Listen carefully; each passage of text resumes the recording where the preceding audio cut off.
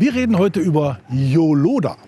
Und das ist nicht etwa ein kleiner Jedi-Ritter und es hat auch nichts mit Jodeln zu tun.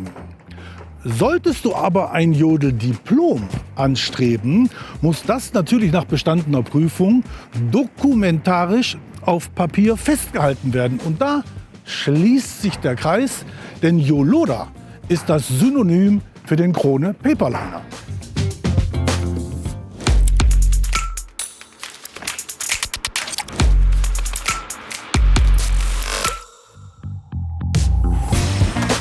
Das Yoloda-System, hier gezeigt an einem Auflieger der Firma Röskes Logistics, besteht aus im Fahrzeugboden eingelassenen Stahlschienen, in die sogenannten, man ahnt es kaum, Yoloda-Schlitten eingelegt werden.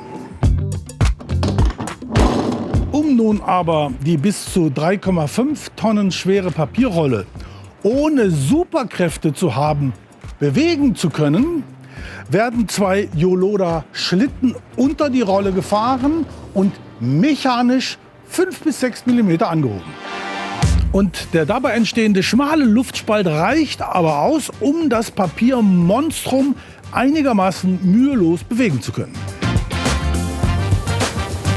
Aber Achtung! Stellt die Luftfeder eures Aufliegers sowohl beim Be- als auch beim Entladen immer so ein, dass ein leichtes Gefälle entsteht. Denn in der Ebene oder gar gegen eine leichte Steigung ist das Bewegen der Rolle schwierig bis unmöglich.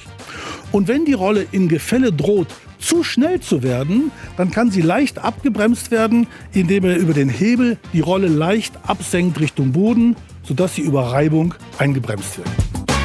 Aber warum überhaupt Yoloda, wenn wie hier bei RDM Arnsberg das Fahrzeug von der Seite beladen wird? Nun, ganz einfach, weil der avisierte Kunde das Fahrzeug durch das Heck über die Rampe direkt in die geschützte Halle entlädt. Und darum braucht es Yoloda. Es sei denn, Yoda bewegt die Rolle mit der Macht.